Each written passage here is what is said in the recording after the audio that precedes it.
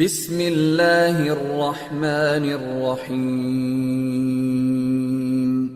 رب زدنی علما۔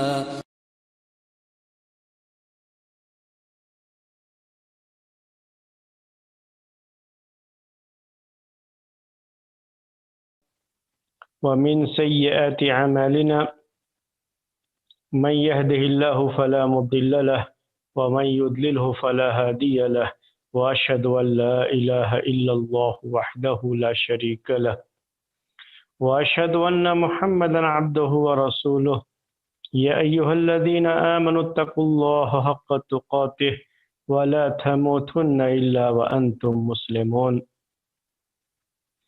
يا أيها الناس اتقوا ربكم الذي خلقكم من نفس واحدة وخلق منها زوجها وبث منهما رجالا كثيرا ونساء واتقوا الله الذي تساءلون به والأرحام إن الله كان عليكم رقيبا يا أيها الذين آمنوا اتقوا الله وقولوا قولا سديدا يصلح لكم أعمالكم ويغفر لكم ذنوبكم ومن يطع الله ورسوله فقد فاز فوزا عظيما أما بعد فإن خير الحديث كتاب الله وخير الهدي هدي محمد صلى الله عليه وسلم وشر الأمور محدثاتها وكل محدثة بدعة وكل بدعة ضلالة وكل ضلالة في النار۔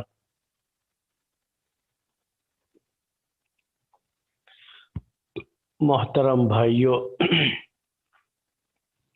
آج 3 قاعدہ ہم آپ کے سامنے پیش کریں گے اور صرف ایک قاعدہ رہ جائے گا اس تیسرے بڑے قاعدے سے تعلق رکھنے والا۔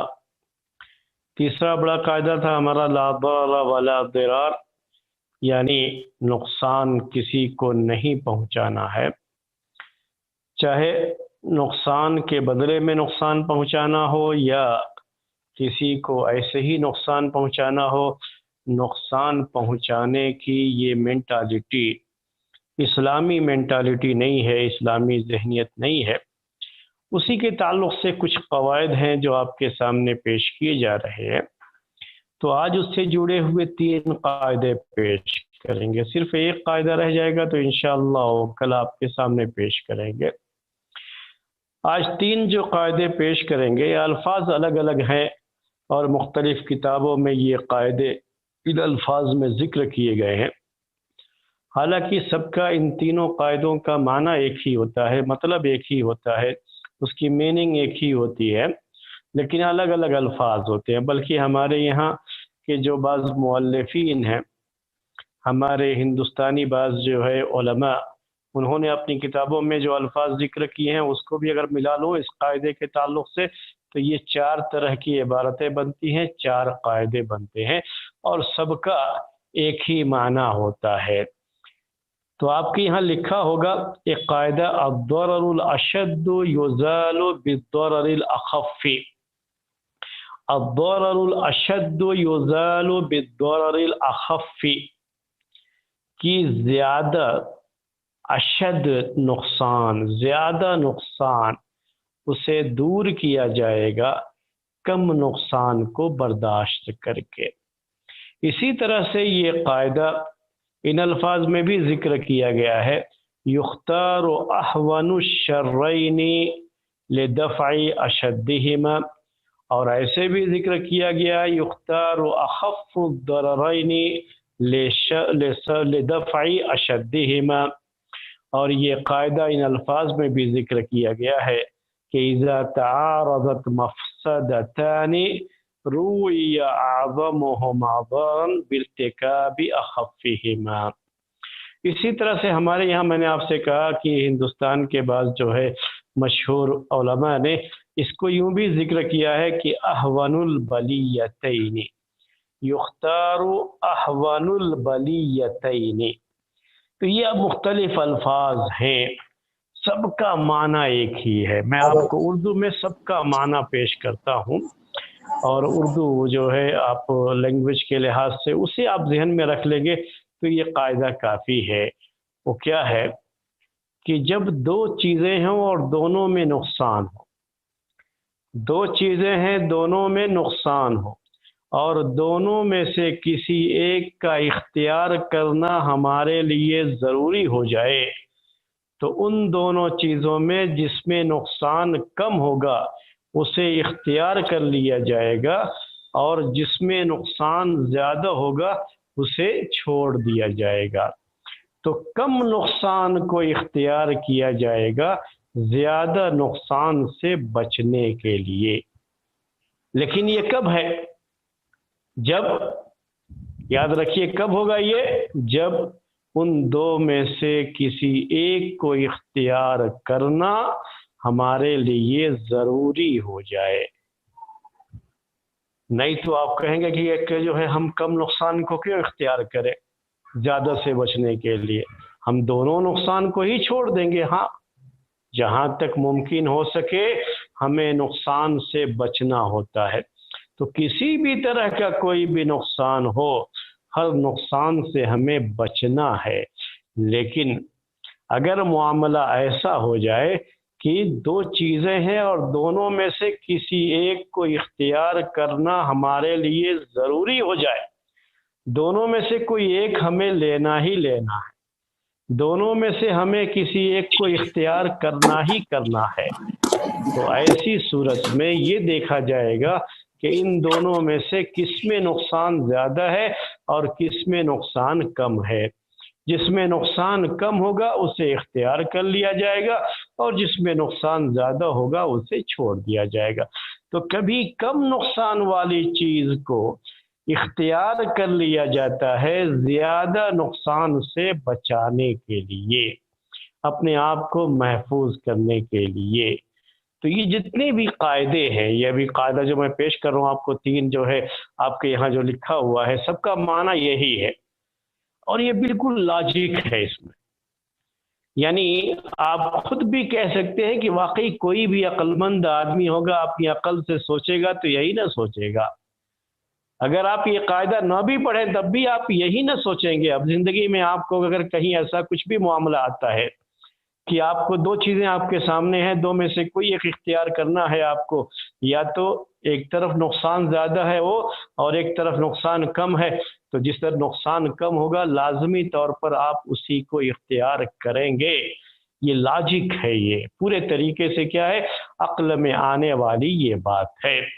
لیکن شریعت میں اس قاعدے کی دلیلیں موجود ہیں، باقاعدہ جو ہے دلائل اس کے موجود ہیں کہ شریعت کا بھی یہی حکم ہے، عقل بھی یہی کہتی ہے انسان کی، اور شریعت کا حکم بھی یہی ہے کہ جب بھی ایسا معاملہ آ جائے تو کیا کرنا پڑے گا، جس میں نقصان زیادہ ہے اس سے بچنے کے لیے کم نقصان والے کو اختیار کر لیا جائے گا۔ اگر دونوں سے بچنا ممکن ہے تو دونوں سے بچیں گے، نقصان کیوں کرے گا آدمی؟ یہی تو عقل کہتی ہے آپ کی، اور یہی ہمارا دین بھی کہتا ہے۔ اسی طرح سے اگر دونوں طرف برابر ہو جائے معاملہ، یعنی دو میں سے کسی ایک کو آپ کو اختیار کرنا ہے اور دونوں طرف نقصان برابر ہے، کوئی کسی ایک طرف نقصان کم اور دوسری طرف نقصان زیادہ، ایسا نہیں، دونوں طرف نقصان برابر ہے، تب کیا کریں گے، دونوں میں سے کسی ایک کو اختیار کر لیجیے، کیونکہ نقصان تو برابر ہے۔ تو یہاں جو ہے یہ جو قاعدہ ہے نا، ان سب جگہوں پہ فٹ نہیں آئے گا۔ یہ کب فٹ آئے گا؟ جب دو چیزیں ہیں اور دونوں میں سے ایک میں نقصان کم اور ایک میں نقصان زیادہ ہے، تو آپ کو کم نقصان والے کو اختیار کر لینا ہوگا۔ شریعت کا یہی حکم ہے اور یہی شریعت کا ضابطہ ہے، قاعدہ ہے، اور اسی کی روشنی میں باقاعدہ فتوے دیے جاتے ہیں، مسائل بیان کیے جاتے ہیں۔ آج کے جو جدید مسائل ہیں وہ بھی ہم آپ کے سامنے انشاءاللہ پیش کریں گے۔ تو ابھی جو ہے میں آپ کو بہت سی مثالیں آج جو ہے انشاءاللہ پیش کروں گا، آپ کو خود سمجھ میں آئے گا کہ آپ کی روز کی زندگی سے اس قاعدے کا کتنا گہرا تعلق ہے، آپ کی ڈیلی لائف سے اس قاعدے کا کتنا گہرا تعلق ہے آپ کو اندازہ ہو جائے گا۔ اس قاعدے کی دلیل کیا ہے؟ قرآن میں اللہ تبارک و تعالی نے ارشاد فرمایا، یسألونک عن الشہر الحرام قتال فیہ، کہ وہ آپ سے سوال کرتے ہیں محترم مہینے میں جنگ کرنے کے بارے میں، وہ آپ سے سوال کر رہے ہیں۔ یہ سورہ بقرہ کی آیت ہے، آیت نمبر 217 یعنی 217۔ تو جو ہے یہ آیت نمبر ہے۔ اللہ تبارک و تعالیٰ نے کیا کہا کہ آپ سے وہ محترم مہینے میں جنگ کے بارے میں سوال کر رہے ہیں۔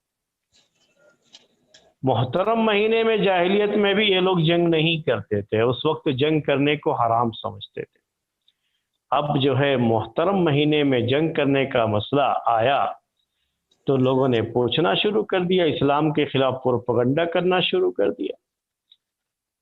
تو اللہ تبارک و تعالی نے قرآن میں یہ آیتیں نازل فرمائی اور کہا کہ یہ بتاؤ، یہ تو صحیح ہے کہ محترم مہینے میں قتال کرنا یہ بڑا گناہ ہے، اس میں کوئی شبہ نہیں ہے، یقیناً یہ گناہ ہے، بڑا گناہ ہے، لیکن یہ تو بتاؤ کہ اللہ کے راستے سے اللہ کے بندوں کو روکنا، اللہ کا انکار کرنا، مسجد حرام سے روکنا اور مکے والوں کو مکے سے نکال بھگانا، اور اس سے بھی یہ ہے کہ یہ سب جو ہے اس سے بھی بڑا گناہ ہے۔ محترم مہینے میں جنگ کرنے سے کہیں بڑا گناہ تو یہ ہے جو دوسرے لوگ کر رہے ہیں۔ اسی کے بعد پھر اللہ تعالیٰ نے اس آیت میں کہا وَالْفِتْنَةُ أَكْبَرُ مِنَ الْقَتْلِ، فتنہ و فساد تو قتل سے بھی بڑا ہے۔ فتنہ و فساد برپا کرنا یہ قتل سے بھی بڑا ہے، یعنی فتنے سے بچانے کے لیے، فساد سے بچانے کے لیے اگر پوری قوم کا نقصان ہو رہا ہو تو جو فسادی ہے اگر اسے قتل کر دیا جائے تو یہ کیا ہے، ٹھیک ہے وہ بھی جو ہے غلط ہے، لیکن پھر بھی یہ نقصان کم ہے اس نقصان کے مقابلے میں جس میں پوری قوم فتنے میں پڑ سکتی ہے۔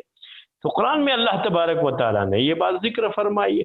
تو اس سے یہ پتہ چلتا ہے کہ جب دو چیزیں ایسی آ جائیں کہ دونوں غلط ہو رہی ہیں، دونوں میں نقصان ہے، جیسے اب یہ محترم مہینے میں جنگ کرنے کا معاملہ ہے، اور اسی محترم مہینے میں اگر دشمن آ کر کے جو ہے، مسلمان ٹھیک ہے ہتھیار نہیں اٹھائیں گے لیکن دشمن آ کر کے ان پر حملہ کر رہا ہے اور وہ ایسی چپ کے بیٹھے سب مارے نہیں جائیں گے، یہ تو یہ نقصان تو اس سے بڑا ہو جائے گا۔ تو اس سے بچنے کے لیے یہ چیز جو ہے اس وقت جائز ہو جائے گی۔ میں اس سے بھی زیادہ جو ہے آپ کو دوسری مثال دیتا ہوں، یہ قرآن کی آیت دلیل کے طور پر ہم نے پیش کیا۔ مسجد حرام مکہ، یہ وہاں پر جو ہے وہ محترم جگہ ہے، محترم جگہ ہے، حرم کہتے ہیں اسی لیے اس کو۔ تو وہاں کسی کو قتل نہیں کیا جا سکتا، وہاں جنگ نہیں، کوئی بھی چیز وہاں نہیں کی جا سکتی۔ لیکن اب آپ بتائیے کہ اگر کوئی شخص کسی کو قتل کر کے یا کسی کی عزت لوٹ کر کے جا کر کے حرم میں چھپ گیا، یعنی کوئی بھی جرم کر کے مجرم جا کر کے، یہ کرمنل جو ہے جا کر کے وہاں پر چھپ جائے اور ان کو سزا وہاں پر نہ دی جائے تو کیا ہو جائے گا، یہ حرم جو ہے یہ کرمنل لوگوں کا اڈا بن جائے گا۔ تو یہ تو بہت بڑا نقصان ہو جائے گا، اس سے بڑا نقصان کہ جو وہاں محترم جگہ پہ کسی کو قتل کیا جائے یا قتل کی سزا دی جائے، اس سے بھی بڑا یہ مسئلہ ہو جائے گا کہ اگر وہاں پر جانے کے بعد مجرم کو چھوڑ دیا جائے اور مجرم کو اس کے جرم کی سزا نہ دی جائے تو پورا حرم مجرمین کا اڈا بن جائے گا۔ تو اس لیے اس سے بچنے کے لیے کیا ہے کہ اگرچہ کہ اس جگہ پہ جو ہے یہ جائز نہیں ہے، قتال جائز نہیں ہے، جنگ جائز نہیں ہے، اس محترم مہینے کا بھی اور محترم جگہ کا بھی احترام ہے، لیکن یہ حرم کسی گناہ گار کو، کسی مجرم کو پناہ نہیں دے گا۔ تو میں نے ایک مثال دی، آپ کو سمجھایا۔ اس کے بعد جو ہے آپ کو دوسری دلیل پیش کرتا ہوں، یہ دلیل آپ کو اور زیادہ سمجھ میں آئے گی۔ وہ دلیل یہ ہے کہ صلح حدیبیہ کے موقع پر، صلح حدیبیہ آپ جانتے ہوں گے کہ صلح حدیبیہ جو کہ ہجرت کے 6 سال جب اللہ کے رسول صلی اللہ علیہ وسلم مکہ جا رہے تھے اپنے ساتھیوں کو لے کر کے عمرہ کرنے کے ارادے سے، لیکن حدیبیہ نامی جگہ پہ آپ کو روک دیا گیا، اور وہاں پہ مکے کے مشرکین کے ساتھ جو صلح ہوئی تھی اسی صلح کا نام صلح حدیبیہ ہے۔ تو صلح حدیبیہ کے موقع پر یہ معاملہ ہوا کہ مشرکین نے یہ شرط رکھی صلح کے لیے کہ اگر کوئی مسلمان ہو کر کے مکے سے مدینہ جائے گا تو مدینے والے کو واپس کرنا پڑے گا اس کو، اور اگر کوئی مدینے سے جو مسلمان ہے کافر ہو کر کے مکہ آئے تو مکے والے واپس نہیں کریں گے۔ تو بظاہر یہ شرط ماننا، اس میں اسلام کا مسلمانوں کا نقصان ہے۔ یہ برابری کی سطح پہ شرط بھی نہیں تھی، یہ گویا کہ ایک طرح سے دب کر اللہ کے رسول صلی اللہ علیہ وسلم وہاں پر صلح کرنا چاہ رہے تھے، لیکن یہ نقصان تو ہے، اس میں کوئی شبہ نہیں، اس میں ایک طرح سے نقصان تو ہے، لیکن یہ نقصان کم ہے اس نقصان کے مقابلے میں جو اگر صلح نہ ہو تو اس کی وجہ سے جو نقصان ہوگا، صلح ہونے کا جو فوائد ہے، جس کو اللہ تعالیٰ نے فتح مبین کہا اس صلح کو، اس کے جو فوائد تھے آگے چل کر کے وہ اتنے تھے کہ اگر صلح نہ کرتے تو نقصان اس سے بھی بڑا ہوتا تھا۔ تو بڑے نقصان سے بچنے کے لیے اس چھوٹے نقصان کو گوارا کر لیا اللہ کے رسول صلی اللہ علیہ وسلم نے۔ بعض صحابہ اسی لیے اس کو پسند نہیں کر رہے تھے کہ صلح یہ کی جائے، لیکن اللہ کے رسول صلی اللہ علیہ وسلم نے صلح کی۔ کیوں؟ کہ یہ چھوٹا نقصان ہے صلح کرنا ان کے ساتھ، یعنی اس شرط کے ساتھ کہ جو بھی مسلمان ہو کر کے آئے گا مدینہ سب کو واپس کر دیا جائے گا، لیکن ہمارے آدمی کو وہ واپس نہیں کریں گے، ان کے آدمی کو ہم واپس کر دیں گے اگر مسلمان ہو کر کے آئیں گے۔ یہ جو دب کر کے صلح کی تھی، نقصان تھا اس میں، لیکن یہ نقصان ہلکا ہے اس نقصان کے مقابلے میں جو کہ صلح نہ کرنے کی شکل میں ہو سکتا تھا۔ تو یہ میرے بھائیوں جو ہے صلح حدیبیہ خود اپنے آپ میں اس قاعدے کی دلیل ہے۔ اس قاعدے کی دلیل کے طور پر آپ یہ بھی یاد رکھیے کہ نمیمہ، چغلی کھانا، آپ اردو میں کیا کہتے ہیں؟ چغلی کھانا، عربی میں نمیمہ کہتے ہیں۔ نمیمہ کیا ہوتا ہے؟ یہ کہ کسی کی بات کو آپ نقل کر دیتے ہیں دوسرے کے پاس، اس کو نقصان پہنچانے کے ارادے سے نقل کر دیتے ہیں۔ کہیں کوئی بات ہوتی ہے اسے نقل کر دیتے ہیں۔ اسی طرح سے کہیں کوئی مشورہ ہوتا ہے تو مشورے میں جو لوگ شریک ہوتے ہیں، مشورے میں شریک ہونے والے سارے کے سارے ممبر، اس مشورے میں جو باتیں آتی ہیں وہ ان کے لیے ایک جو ہے سیکرٹ ہوتا ہے، ایک جو ہے امانت ہوتی ہے کہ وہاں کی بات وہ جا کر کے کہیں باہر نہیں کہیں گے۔ لیکن اگر اس میٹنگ کے اندر کسی کے خلاف کوئی سازش ہو رہی تھی، کسی کے بھی خلاف سازش ہو رہی تھی، تو اس میں کا کوئی آدمی اس سازش کے بارے میں جا کر کے اس آدمی کو بتا دیا، جس کے خلاف یہ سازش کی گئی اس آدمی کو جا کر کے بتا دیا۔ اب یہ بھی کیا ہے؟ چغلی کرنا ہوا یہ، یا کہیے وہ امانت داری جس کو برتنا چاہیے تھا وہ امانت کے خلاف چیز ہو گئی، یہ خیانت ہو گئی، مجلس کی یہ خیانت ہو گئی، یہ بھی گناہ ہے، غلط ہے یہ بھی۔ یقیناً جس نے ایسا کیا اس کو اس کا نقصان، لیکن یہ غلط ہے یہ چیز، لیکن یہ گناہ کم ہے اس گناہ کے مقابلے میں، اس نقصان کے مقابلے میں جو نقصان اگر اس خبر کو نہ پہنچاتے اس آدمی کو جس کے خلاف یہ سازش ہو رہی تھی، اگر اس کو نہ پہنچاتے تو نقصان زیادہ ہوتا۔ تو ایسے وقت میں یہ خبر پہنچانا جائز ہو جاتا ہے، چغلی کھانا جائز ہو جاتا ہے۔ حالانکہ یہ چغلی ہے لیکن یہ جائز قرار دیا شریعت میں کہ یہ نقصان کم، اور اس کے مقابلے میں جو نقصان ہے وہ اگر نہ پہنچائی جائے خبر تو نقصان زیادہ ہوگا۔ تو زیادہ نقصان سے بچانے کے لیے کم نقصان کو گوارا کیا جا سکتا ہے۔ اس سلسلے میں قرآن میں ہی اللہ تبارک و تعالیٰ نے اس کے بارے میں ذکر فرمایا ہے کہ موسیٰ علیہ السلام کے بارے میں ان کا قصہ جب پڑھیں گے آپ قرآن میں تو اس میں یہ بات ہے کہ جب موسیٰ علیہ السلام وہاں ایک آدمی کو جو قبطی اور سبطی لڑ رہے تھے تو قبطی کو مار دیا تھا، موسیٰ علیہ السلام نے ایسے ہی جو گھونسا مارا تو اسی میں وہ مر گیا تھا۔ کوئی جان بوجھ کر کے نہیں مارا تھا۔ اب بعد میں معلوم جب ہو گیا کہ ان کو مارنے والے موسیٰ علیہ السلام ہی تھے، تو ان کے خلاف جو ہے ان کے قتل کرنے کی سازش ہونے لگی۔ اس کے بارے میں میٹنگ ہوئی، اسی میں سے ایک آدمی بھاگا بھاگا موسیٰ علیہ السلام کے پاس گیا میٹنگ کے بعد، کسی کو پتہ نہیں، اور جا کر کے موسیٰ علیہ السلام کو بتا دیا کہ آپ کے خلاف سازش ہو رہی ہے، آپ کے قتل کی سازش ہو رہی ہے۔ تو موسیٰ علیہ السلام وہاں سے اس علاقے سے دوسرے علاقے میں چلے گئے تھے۔ اب موسیٰ علیہ السلام کا یہ قصہ جانتے ہیں۔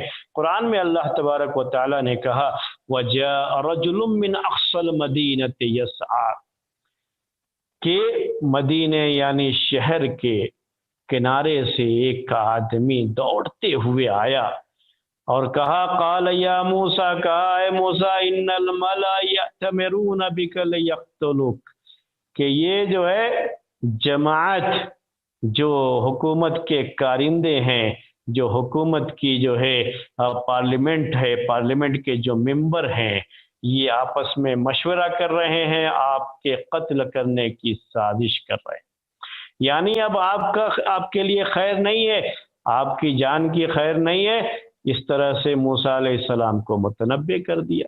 آج بھی یہ چیز جائز ہے میرے بھائیوں، اگر آپ کسی مجلس میں ہیں اور اس مجلس میں کسی جو ہے شخص کو نقصان پہنچانے کی یا کسی کو مارنے کی یا کسی عورت کی عزت پر حملہ کرنے کی کوئی بھی سازش ہو رہی ہے اس طرح کی، تو جا کر کے پہلے خبر کر دیں اس کے بارے میں۔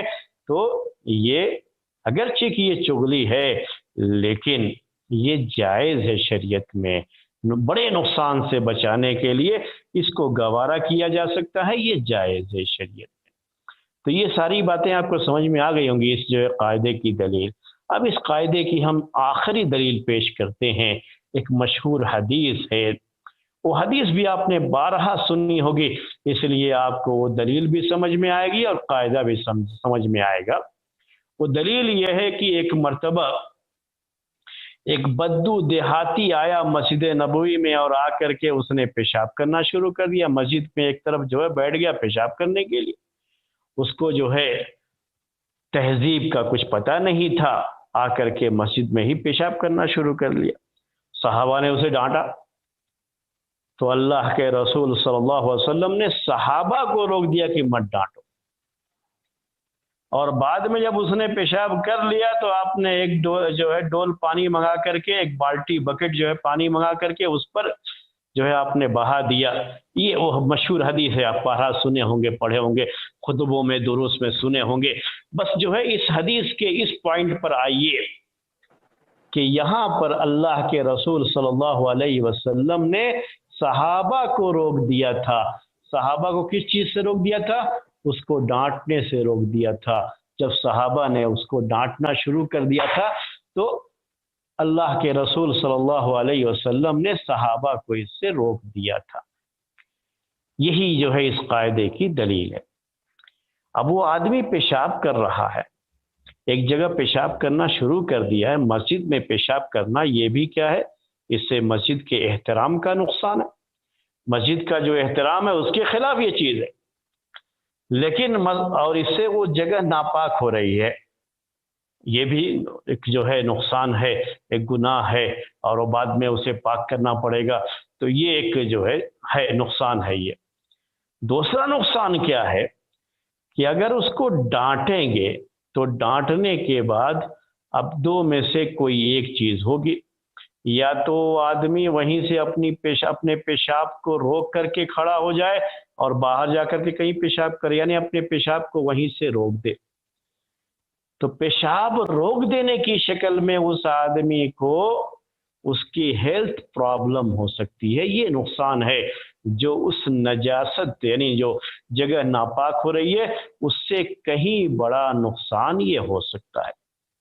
دوسری بات کیا ہے اس میں کہ چلو وہ آدمی جو ہے ڈانٹنا شروع کیا، کیا کر رہے ہو، یہ ہٹو بھاگو یہاں سے، تو وہ آدمی اٹھ کھڑا ہو گیا، لیکن پیشاب کو کاٹا نہیں، ایسے ہی پیشاب کرتے ہوئے بھاگے گا باہر۔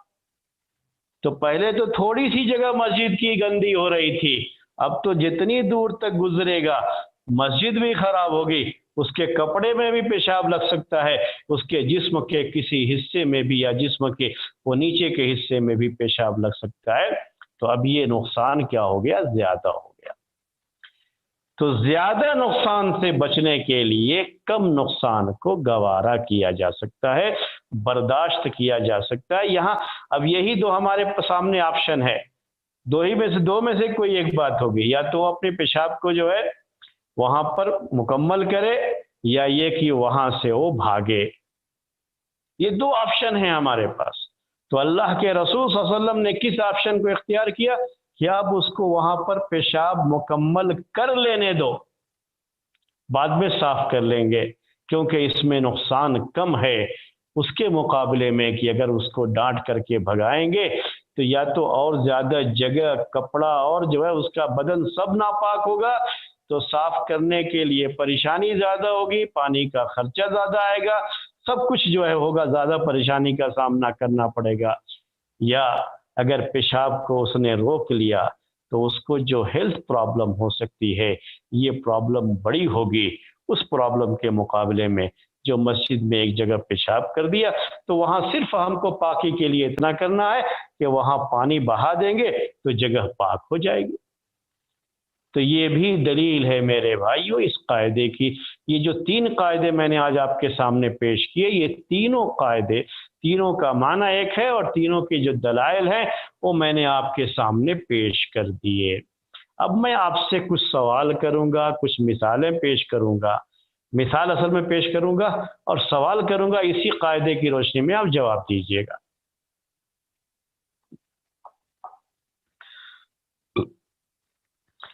ایک عورت جو ہے حمل سے ہے، پیٹ میں بچہ ہے، پریگننٹ ہے عورت۔ اب جو ہے عورت کو کچھ ہو گیا یا پیدائش کا وقت ہی تھا، عورت کا انتقال ہو گیا، بچہ ابھی پیٹ میں ہے، بچہ باہر نہیں نکلا۔ سوال میرا جو ہے وہ غور کیجیے گا اور جواب دیجیے گا۔ عورت کیا ہے؟ حمل سے ہے، حمل بالکل جو ہے قریب تھا، بچے کی پیدائش کا وقت قریب تھا، تو لیکن بچے کی پیدائش کے وقت ہی میں کچھ مسئلہ ہوا کہ عورت کا انتقال ہو گیا، بچہ ابھی پیٹ میں ہے اور ڈاکٹر جو ہے بتا رہا ہے کہ بچہ ابھی زندہ ہے پیٹ میں۔ اگر فوری طور پر آپریشن کر کے پیٹ چیر کر کے بچے کو نکال دیا جائے تو بچہ پیٹ سے زندہ باہر نکل سکتا ہے اور بچے کی زندگی بچائی جا سکتی ہے۔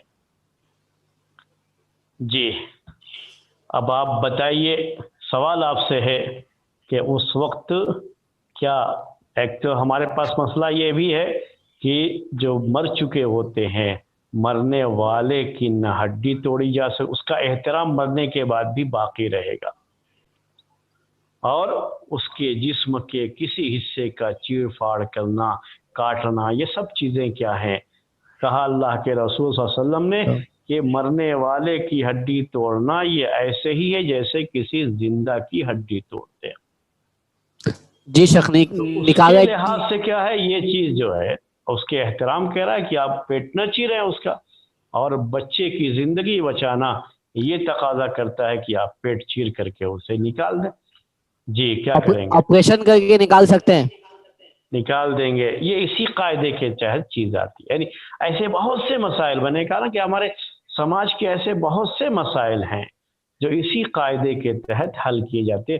کہیں قرآن میں کوئی آیت نہیں ہے اس کے بارے میں، کہیں حدیث میں کہیں اس کا بیان نہیں ہے، کیونکہ اس زمانے میں آپریشن وغیرہ کا جو یہ تھا ہی نہیں، زمانہ تھا ہی نہیں، اس لیے کہیں بھی یہ چیز نہیں آئے گی آپ کو کہ باقاعدہ جو ہے وہ بچے کی بچہ ابھی زندہ ہے تو بچے کو جو ہے بچانے کے لیے فوری آپریشن کر کے بچے کو نکال دیا، بچے کی زندگی بچا لیا، تو یہ کبھی حدیثوں میں اس طرح کا بیان نہیں آتا، قرآن میں بیان نہیں آتا۔ تو یہ فتویٰ آپ کہاں سے دیتے ہیں؟ اسی قاعدے سے دیتے ہیں کہ یہاں ہمارے سامنے دو چیزیں، ایک تو یہ ہے کہ ہم میت کا احترام باقی رکھیں تو کیا ہوگا؟ بچہ مر جائے گا، اور دوسرا یہ ہے کہ ہم میت کا احترام نہ کرتے ہوئے یہاں پر بچے کی زندگی کو بچانے کے لیے آپریشن کر دیں، تو ایسی صورت میں نقصان جو ہے کیا ہے، یہ کوئی کم ہے، یہ زیادہ نقصان نہیں ہے، یہ بچے کی زندگی بچ جائے گی اس سے.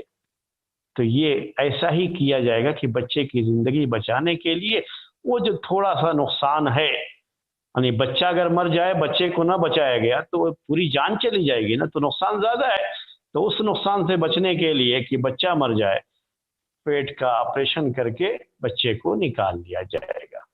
جی ہاں، دوسرا سوال آپ سے کرتا ہوں.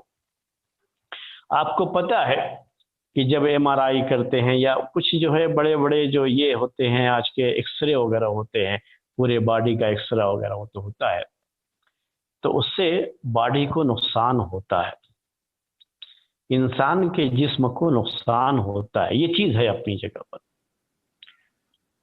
لیکن کسی بیماری کا پتہ لگانا ہے، بیماری کا پتہ نہیں لگ پا رہا ہے، اس کے لیے یہ ایکسرا کرنا ضروری ہو گیا. ڈاکٹر نے لکھ دیا کہ ایکسرا کراؤ، اور اس ایکسرے سے نقصان ہوتا ہے باڈی کو، یہ بھی پتہ ہے.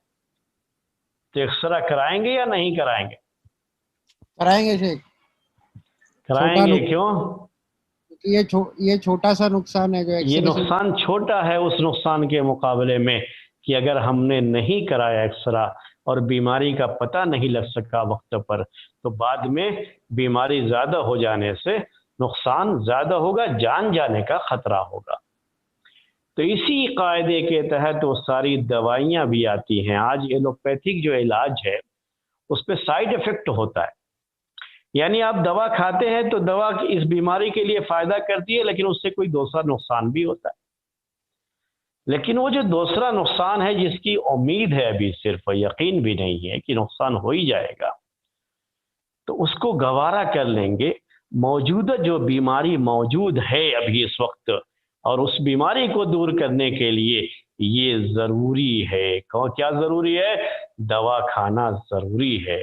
تو اسے برداشت کر لیا جائے گا. جی، بڑے نقصان سے بچنے کے لیے چھوٹے نقصان کو برداشت کر لیا جائے گا. تو علاج کے معاملے میں یہ بہت زیادہ ہے. آپریشن کرواتے ہیں آپ، کہیں جو ہے آپ کو پھوڑا ہو گیا یا ناسور وغیرہ ہو گیا ہے، تو دیکھ کر کے وہ پورا حصہ کاٹ کر کے بدن سے پھینکنا پڑتا ہے. کبھی ٹانگ کاٹنا پڑ گیا، کبھی ہاتھ کاٹنا پڑ گیا. جسم کو بچانے کے لیے ہاتھ کا نقصان گوارا کریں گے، کیونکہ ہاتھ کا نقصان پورے جسم کے نقصان سے کیا ہے؟ کم ہے یہ. تو اسے گوارا کر لیں گے. تو یہ ہم نے آپ کو ایک جو ہے سائڈ کی مثالیں دی جو میڈیکل لائن کی ہیں، اور آج آپ جانتے ہیں کہ اسی کے مطابق عمل کیا جاتا ہے، اور اس سب کے جواز کی جو دلیل ہے وہ یہی قاعدہ ہے جو آج ہم نے آپ کے سامنے پیش کیا. اب اس کے بعد لین دین میں آ جائیے. میرا ایک سوال ہے اس کے ریلیٹڈ. ہاں، پہلے میں آپ کو مثالیں دے لیتا ہوں.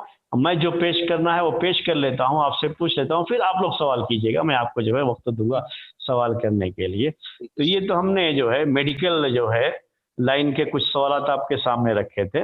اب لین دین کے سوالات ہیں. لین دین کے سوالات،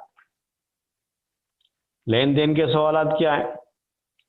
ایک آدمی کا جانور ہے، یا مرغی رکھ لیجیے، مرغی ہے، کوئی قیمتی قسم کا بہت ہی جو ہے ویلو جو ہے جس کی ہوتی ہے، موتی ہیرے جو اس طرح کے ہوتے ہیں نا، ڈائمنڈ جسے آپ کہتے ہیں، تو کہیں تھا اور مرغی نے اسے دانا سمجھ کر کے اسے نگل دیا، مرغی کھا گئی اس کو.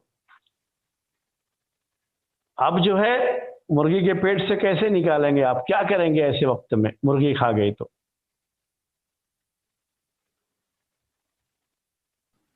شیخ مرغی کا انتظار کرنا پڑے گا کہ وہ پوٹی کرے، یا تو پھر مرغی کو مارنا پڑے گا؟ مرغی کو ذبح کر کے اس کے پیٹ سے وہ نکال لیں گے فوری طور پہ. جی. اب مرغی کو ذبح کر دیا، گوشت تو کھا ہی سکتے ہیں ذبح کرنے کے بعد، وہ زیادہ بڑا نقصان نہیں ہے. اب جس کی مرغی ہے اس کو مرغی کی پوری قیمت دے دی جائے گی، اس کا کوئی نقصان نہیں ہوگا. اس طرح سے اس کو نقصان سے بچایا جائے گا، اس کو پوری قیمت دے دی جائے گی. لیکن بڑا نقصان ہو جائے گا اگر یہ ہیرا ابھی جو ہے نہ نکالا گیا.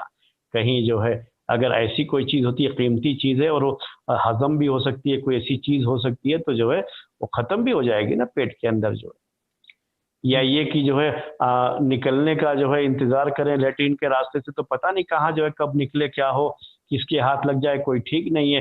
تو بڑے نقصان سے بچنے کے لیے یہاں پر یہ کیا جائے گا. اسی طرح سے آپ نے کوئی زمین لی، مثال دے رہا ہوں آپ کو، ایک زمین لی آپ نے، خریدی. اس زمین کو خرید تو لیا، زمین کو خرید لینے کے بعد کیا کیا، اس پر مکان بھی بنا لیا. زمین خرید لیا، مکان بھی بنا لیا. مکان بننے کے بعد اب مسئلہ یہ آ گیا کہ جس نے زمین بیچا تھا وہ صرف اکیلے اسی کی زمین نہیں تھی، بلکہ وہ اس کے باپ کی زمین تھی اور اس کے بھائی بھی اس میں وارث تھے، لیکن اس نے اکیلے بیچ کر کے جو ہے وہ ایک طرف ہو گیا. جب اس کے بھائیوں نے اس پر جو ہے باقاعدہ آبجیکشن کیا اور لیٹیگیشن میں وہ زمین چلی گئی. اب اس کا نقصان ہے، کس کا نقصان ہے؟ جس نے خریدا. اب یہاں کئی طرح سے جو ہے باتیں آ گئی.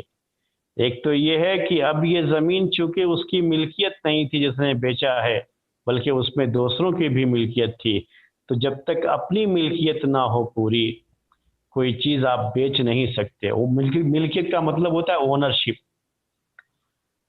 تو جو چیز ہماری اپنی نہیں ہے ہم اسے بیچ بھی نہیں سکتے. اس نے بیچا، غلط کیا. یہ اب اسلامی کورٹ میں بات جائے گی تو یہ جو ہے بیچنا خریدنا صحیح نہیں ہوا. یہ اب اس سے زمین واپس لے لی جائے گی جس نے خریدا ہے. تو زمین تو ٹھیک ہے واپس کر دیں گے، اس کو پیسہ جو قیمت ہے اس کو واپس کیا جائے گا، لیکن یہ جو اس نے اس میں تعمیری کام کیا، جو بنا لیا، گھر جو بنایا، جو خرچہ آیا، اس کا کیا ہوگا؟ اگر آپ یہ کہتے ہیں کہ ٹھیک ہے آپ اپنا گھر لے کر کے جاؤ، ہم سے اس سے کوئی مطلب نہیں، اب وہ جو ہے گھر کیسے لے کے جائے گا وہاں سے؟ تو توڑنا پڑے گا پورا. توڑیں گے تو نقصان زیادہ ہو جائے گا اس کو. تو اب یہ نقصان بڑا نقصان ہے. یہ اگر گھر توڑنے کے لیے کہیں گے تو بڑا نقصان ہے. اور گھر کو ایسے ہی رکھا جائے اور گھر بنانے کی جو قیمت ہے وہ زمین کی قیمت کے ساتھ ساتھ وہ قیمت بھی اس کو لوٹائی جائے. تو قاضی اور جج یہ فیصلہ کرے گا، نقصان سے بچنے کے لیے یہ کام کیا جائے گا. حالانکہ اس نے چونکہ اپنی زمین اس کی نہیں تھی، جب بنایا تھا تو یہ سوچ کے بنایا تھا کہ میری زمین ہے، لیکن اصل جو ہے یہ اس کی زمین جو ہے جب واپس کرنے کا معاملہ ہو گیا، یہ بیچنا اور خریدنا صحیح نہیں تھا اور یہ پوری جو ہے پورا معاملہ کینسل کیا جا رہا ہے، قاضی اور جج اس سے کینسل کر رہا ہے، تو ساتھ میں یہ فیصلہ بھی کرے گا. یا زمین خرید کر کے اس نے کھیتی جو ہے اس پر لگا لیا تھا، اب کھیت ہے بڑا جو ہے اس پہ کافی پیسہ خرچ ہوا ہے، محنت ہوئی ہے اس کی، لیکن ابھی کاٹنے کے لائق نہیں ہوا ہے اور یہ زمین اسے واپس کرنی پڑ رہی ہے. تو زمین واپس کر دے گا، ٹھیک ہے پیسہ بھی واپس ہو جائے گا، لیکن اتنی مدت تک اس کو مہلت دے دی جائے گی کہ وہ اپنا کھیت کاٹ لے، یا کھیت کا جو بھی خرچہ ہے وہ خرچہ بھی اس کو ساتھ میں دے دیا جائے تاکہ اس کو نقصان سے، بڑے نقصان سے بچایا جا سکے. تو یہ میرے بھائیوں جو ہے مسائل ہیں، یہ چیزیں ہیں. میں آپ کو جو ہے نماز عبادت کے تعلق سے مثال دیتا ہوں. عبادت میں بعض لوگوں کو کیا ہوتا ہے آج کے زمانے میں کہ گیسٹرک کی بیماری بہت ہوتی ہے، گیس جو ہے بہت ہوتا رہتا ہے. تو بعض لوگوں کا معاملہ یہ ہوتا ہے کہ اتنا گیس بنتا ہے کہ ہر نماز میں جب بھی وہ نماز پڑھنے جاتے ہیں تو کئی مرتبہ ہوا خارج ہو. تو اب وہ بار بار جائے گا، جا کر کے جو ہے اس میں وضو کر کے آئے، پھر جو ہے نماز شروع کیا، معلوم ہوا کہ پھر بیچ میں جو خارج ہو گئی ہوا تو پھر جائے وضو کرنے. اس میں بڑی مشقت بھی ہے، اس قاعدے کے تحت بھی یہ چیز آتی ہے، یہ مسئلہ آتا ہے، اور آج کا جو قاعدہ ہے اس کے تحت بھی یہ چیز آتی ہے. تو اب ایک طرف مسئلہ ہے وضو کر کے نماز پڑھنے کا اور ہوا خارج ہونے سے وضو ٹوٹ جاتا ہے، یہ مسئلہ ہے. تو نقصان اس میں کیا ہو رہا ہے کہ وہ بغیر جو ہے وضو کے نماز پڑھ رہا ہے، لیکن اگر ہم اسے کہیں کہ نہیں تمہیں وضو کر کے ہی نماز پڑھنا ہے اور جب وضو ٹوٹ جاتا ہے جا کر کے وضو کر کے آیا کرو، تو یہ مشقت اسے مکمل طریقے سے نماز چھوڑنے کا ہی سبب بن جائے گی. تو ایک آدمی مکمل نماز ہی چھوڑ دے تو اس سے تو بہتر ہے نا، یہ تو نقصان بڑا نقصان ہو گیا نا، اس سے بہتر یہ ہے کہ چھوٹا نقصان جو اس کا ہے وہ یہ ہے کہ اسی حالت میں وہ اپنی نماز پڑھ لے، اس کی نماز ہو جائے گی۔ ایسے ہی جن کو پیشاب کے قطرے آتے ہیں تو برابر آتے رہتے ہیں، ان کے لیے بھی یہی حکم ہے۔ جن عورتوں کو برابر خون آتا رہتا ہے ان کے لیے بھی یہی مسئلہ ہے۔ تو سب کے لیے یہ مشقت ہے، اس مشقت اور پریشانی کی وجہ سے یہ آسانی ہے ان کے لیے، اور ساتھ میں یہ بھی ہے کہ اگر ایسی آسانی ان کے لیے نہ ہوتی تو بڑا نقصان لازم آئے گا کہ ایسے لوگ نماز ہی چھوڑ دیں گے، اس کے بعد نماز ہی نہیں پڑھیں گے۔ تو یہ میرے بھائیوں اور بہنوں، یہ چند جو ہے آپ کو ہم نے مثال پیش کر دی۔ اب آپ میں سے کوئی سوال کرنا چاہ رہے تھے وہ سوال کر لیں، پھر ہم مزید جو ہے کچھ مثالیں آپ کے سامنے پیش کریں گے۔ جی شیخ السلام علیکم۔ وعلیکم السلام۔ ہلو۔ ہاں بولیے۔ ہاں شیخ،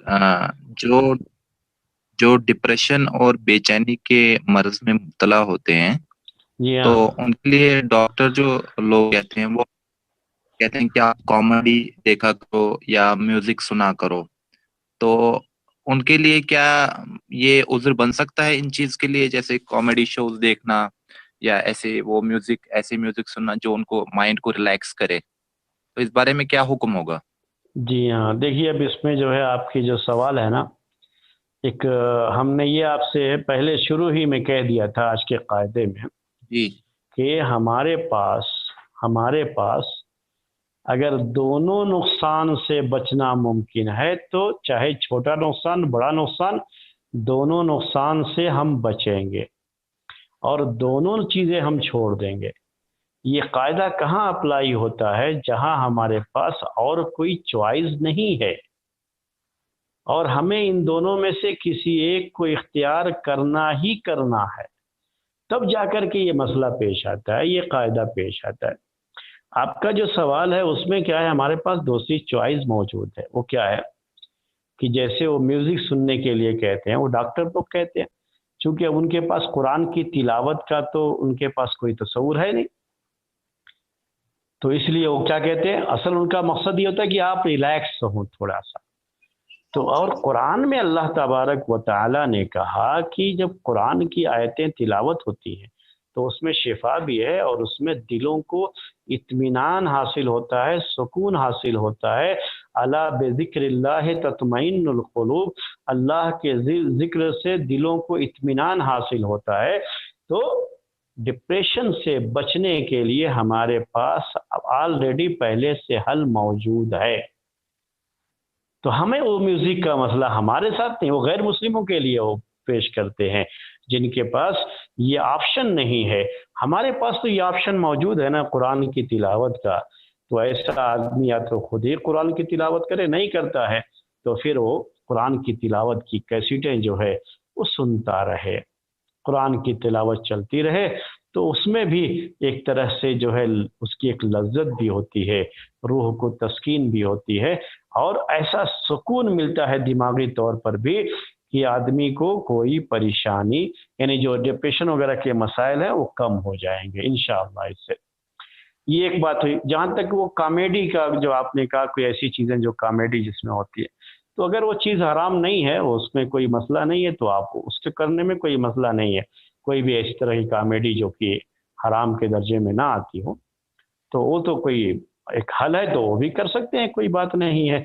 کوئی کھیل ہی جائز کھیل ہے، وہی دیکھتے رہے کہ اسی کی طرف ذہن لگا رہا، تو جو سوچ ہوتی ہے، جو فکر ہوتی ہے، جس سے آدمی ڈپریشن میں چلا جاتا ہے، اس میں کمی آ سکتی ہے۔ کوئی آدمی بیٹھ کر کے اس کو کچھ جو ہے اس طرح کے جوک سنائے جس سے اس کا ذہن بٹے، اس سے دوسری طرف چلا جائے، تو یہ سب چیزیں کر سکتے ہیں، کوئی حرج نہیں۔ لیکن وہ میوزک کا جو ہے اس کے بدلے میں ہمارے پاس جو آپشن ہے وہ قرآن کا آپشن موجود ہے اور اسی کو اختیار کرے گا۔ جی کافی ہے نا؟ اب آپ کا سوال تو ہو گیا نا؟ جی شیخ جزاک اللہ ہاں، خیر۔ اب اس کے بعد میں آپ کو جو ہے کچھ اور جو ہے باتیں آپ لوگوں کے سامنے پیش کرتا ہوں، کچھ اور جو ہے مثالیں پیش کرتا ہوں۔ اس کے پہلے کسی بھائی نے سوال کیا تھا، اور آج کے قاعدے میں اس کا جواب ہے. تو میں وہ قاعدہ ان کے سامنے پیش کر رہا ہوں. کسی بھائی نے پہلے سوال کیا تھا ہم سے کہ ووٹنگ جیسے اب ہمارے یہ جو انتخابات ہوتے ہیں اور جو یہ الیکشن کا وقت آتا ہے تو الیکشن میں حصہ لینا، ووٹ کرنا کیسا ہے یہ. تو بہت سے لوگ یہ سوال کرتے رہتے ہیں، آپ جو ہے کیا اس میں جو ہے بتاتے ہیں، کیا کہیں گے، یہ سوال لوگ کرتے رہتے ہیں. تو یہ ووٹنگ کرنا یا کہیے کہ جو ہے ہمارے اس ملک میں جو جمہوریت ہے، اس جمہوریت میں ووٹ دینا جو ہر ایک کا حق ہوتا ہے، ہر شہری کا، ہر سٹیزن کا حق ہوتا ہے، اس حق کا ہمیں استعمال کرنا ہے. تو یہ ہمارے لیے جائز ہے یا نہیں ہے؟ اکثر لوگوں کا یہ سوال آتا رہتا ہے اسلامی لحاظ سے. تو یہ مسئلہ بھی اسی قاعدے کے تحت آتا ہے میرے بھائی. یہاں ہمارے پاس چوائس نہیں ہے، بس دو میں سے کوئی ایک ہے. ایک ہے آپ ووٹ دیں اور دوسرا یہ ہے کہ آپ ووٹ نہ دیں. اگر آپ ووٹ نہیں دیں گے تو بڑا نقصان ہے.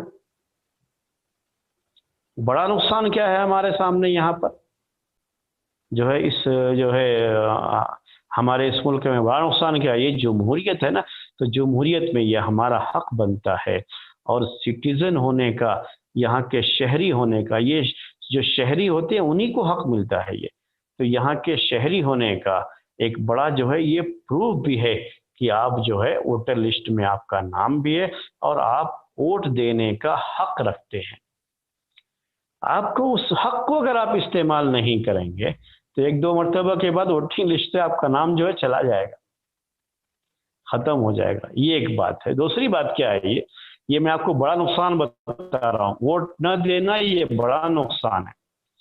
دوسرا نقصان یہ ہے کہ آپ جیسے اچھے لوگ اگر ووٹ نہیں دیں گے اور صرف دوسرے لوگ ووٹ دیں گے تو آپ کے ووٹ کی جو قیمت ہوتی ہے، جس کی وجہ سے آپ کو اپنا من پسند کوئی نیتا چننے کا، کوئی کینڈیڈیٹ چننے کا جو حق ہے آپ نے نہیں استعمال کیا، تو کون آئے گا؟ جو برا ہے وہی تو آئے گا. تو یہ جو برا آدمی آ جائے گا تو اس سے نقصان اور بھی زیادہ ہوگا. تو یہ جو ہمارے سامنے دو چوائس تھی کہ ہم دیں ووٹ یا نہ دیں، تو ووٹ نہ دینے کا یہ نقصان ہے. اور یہ نقصان بڑا ہے اس نقصان کے مقابلے میں جو ہم ووٹ دینے کے وقت میں جو ہمیں ہوتا ہے. ووٹ دینے میں کیا مسئلہ ہوتا ہے، کیا نقصان ہوتا ہے کہ اب ہم جو کسی آدمی کو اختیار کرتے ہیں، کسی آدمی کو ووٹ دیتے ہیں، تو ایک بڑا مسئلہ یہ آتا ہے کہ اب ہمارے پاس جو بھی آتے ہیں کینڈیڈیٹ وہ اچھے نہیں ہیں لوگ. یہ مسئلہ ہے، وہ مسئلہ ہے، بڑے کرپٹ قسم کے لوگ ہیں، ظالم قسم کے لوگ ہیں، ایسا ہے. جبکہ آپ کو یہ ووٹ دینا یہ امانت ہوتا ہے کہ کسی یہ جو ہے اچھے آدمی کے انتخاب کے لیے آپ اسے استعمال کریں. لیکن آپ کے ساتھ پریشانی یہ ہے کہ جو بھی کینڈیڈیٹ ہیں سب کے ساتھ کچھ نہ کچھ لگا ہوا ہے. ایک حمام کے سبھی ننگے اور ہر ایک کے ساتھ کچھ نہ کچھ مسئلہ ہے. تو یہ ساری پریشانی آپ کے سامنے. تو یہ بہرحال ووٹ میں حصہ لینے میں آپ کو ایک نقصان ہے، اس میں کوئی شبہ نہیں.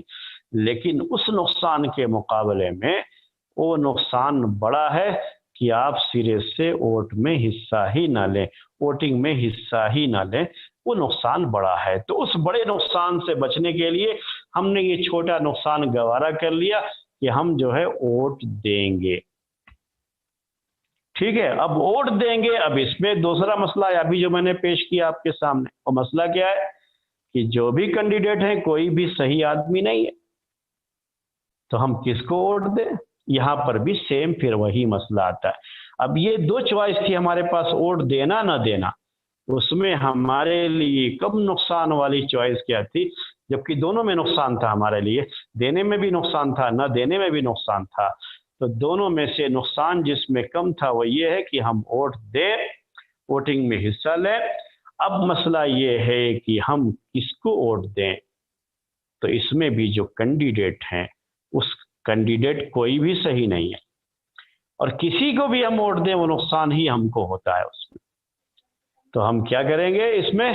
یہاں پر بھی ہم یہ دیکھیں گے کہ کس کا نقصان بڑا ہے اور کس کا نقصان اس کے مقابلے میں کم ہے، یا کون زیادہ بڑا کرپٹ ہے اور کون تھوڑا چھوٹا کرپٹ ہے. بس یہ ہے کہ کس میں ہمارا نقصان زیادہ ہے اور کس میں ہمارا نقصان کم ہے. تو جس کینڈیڈیٹ کو ووٹ دینے میں ہمارا نقصان کم ہے اسے ووٹ دے دیں گے، اور جس میں نقصان زیادہ ہے اس کو ووٹ نہیں دیں گے.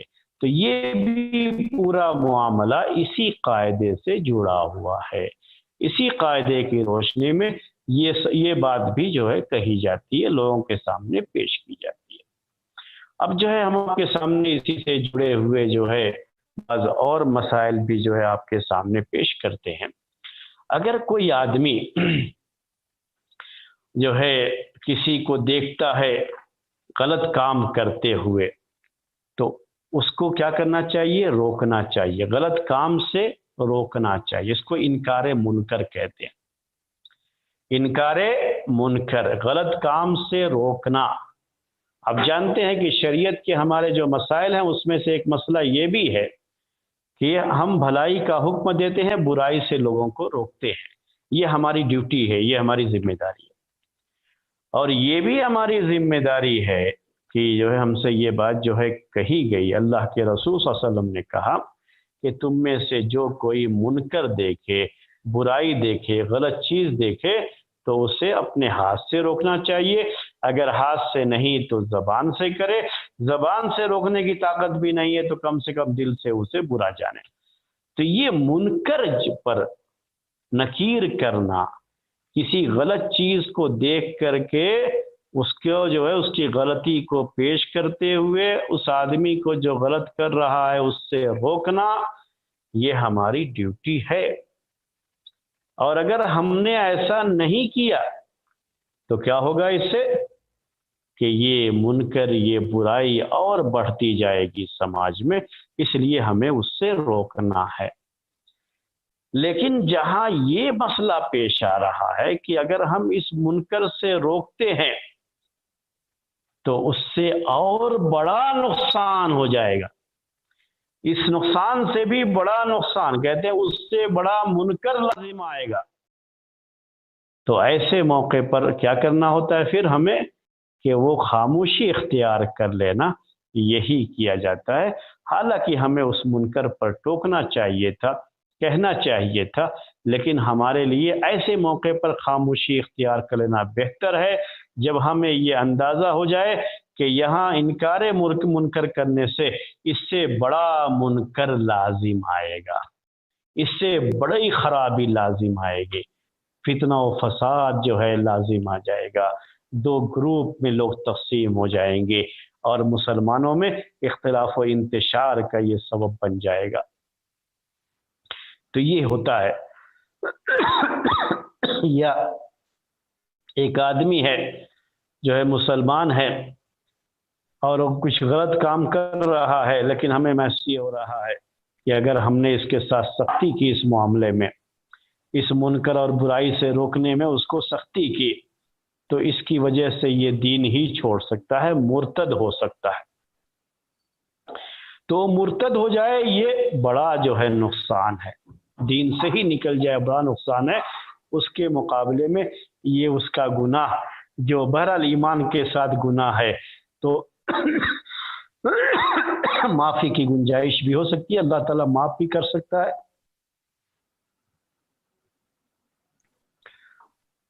تو یہ چیزیں ہیں، یہ جو ہے اس کی مثالیں ہیں کہ ایسے موقع پر چھوٹے نقصان کو گوارا کرتے ہوئے اس کو اس منکر پر چھوڑ دیا جاتا ہے، اس گناہ پر. اس کو کچھ برا بھلا نہیں کہتے، چھوڑ دیتے ہیں، کیونکہ اگر زیادہ اس کے ساتھ سختی کی گئی تو وہ دین سے ہی پھر سکتا ہے. جی میرا ایک سوال یہ چند باتیں تھی میرے بھائیوں. آپ کوئی سوال ہو تو آپ کا سوال کر سکتے. جی شیخ میرے آفس میں ایک بندہ ہے جو گانا لگاتا ہے فون پہ اور وہ گانا سنتے رہتا ہے. جی ہاں، بنا ایئر فون کے، مطلب زور سے سنتا ہے.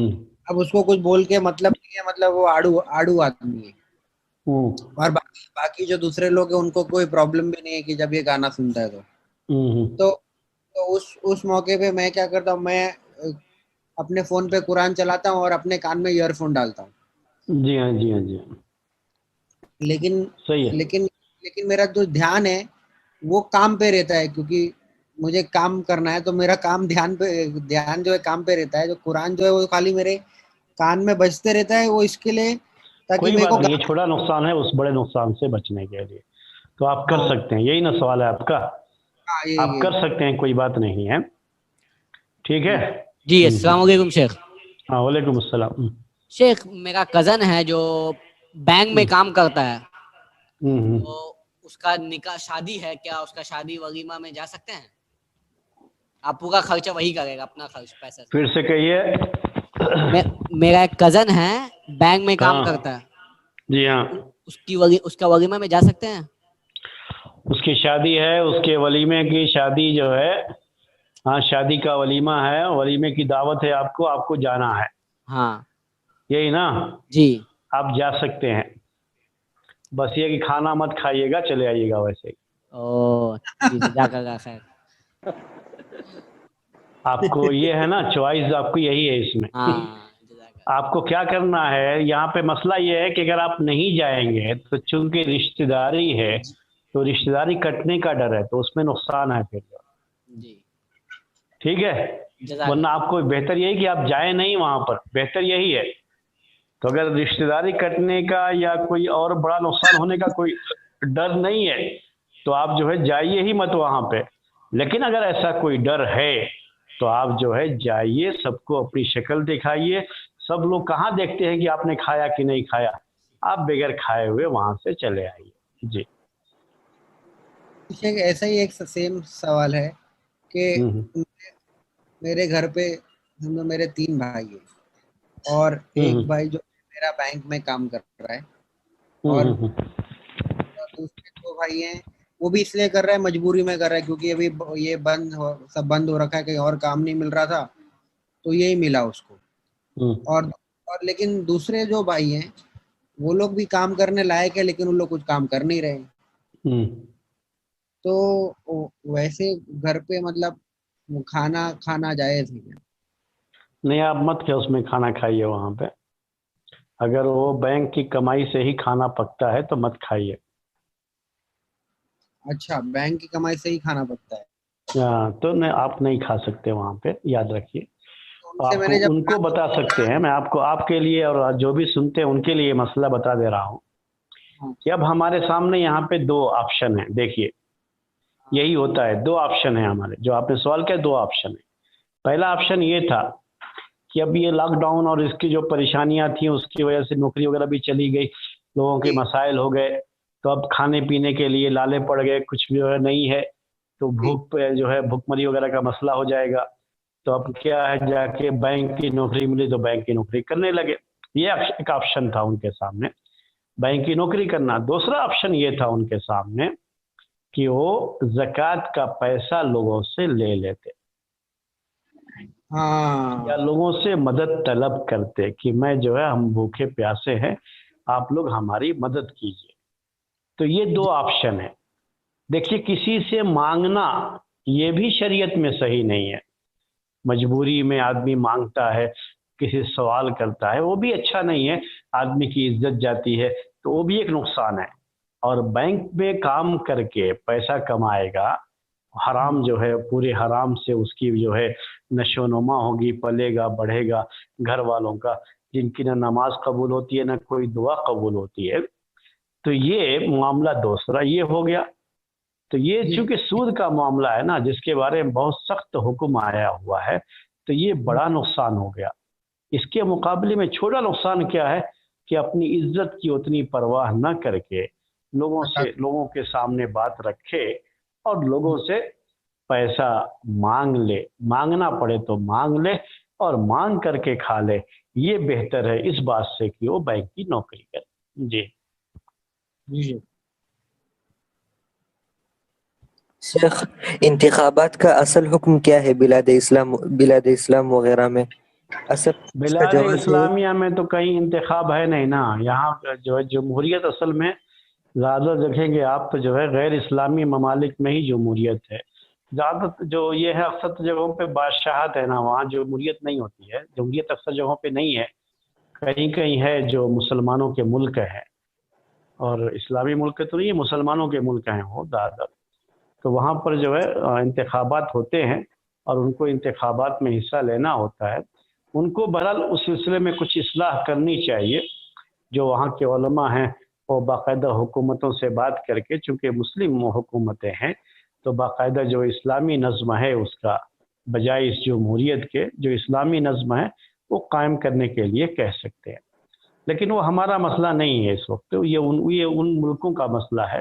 ہمارا جو اپنے ملک کا مسئلہ ہے وہ ہم نے آپ کے سامنے پیش کر دیا. السلام علیکم. وعلیکم السلام ورحمۃ اللہ. جی ہاں بولیے.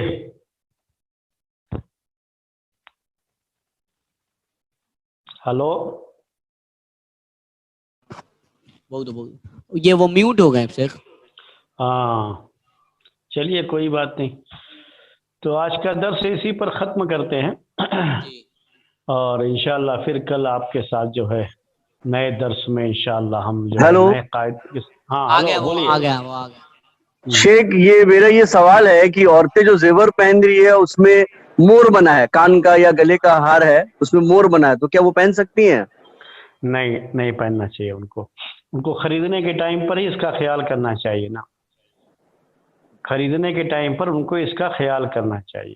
جو جانوروں کی شکلیں بنی ہوں جس زیور میں, وہ زیور نہیں خریدنا چاہیے ان کو. اور اب یہ ان کے لیے آسان ہے معاملہ. اب ایک تو یہ ہے کہ چونکہ وہ سونے کا زیور ہے مان لیجیے, تو سونے کا زیور ہے, اب یہ آسان ہے ان کے لیے کہ وہ اسے پگھلا کر کے پھر سے اس کو بنا سکتے ہیں, دوسری ڈیزائن بنا سکتے ہیں.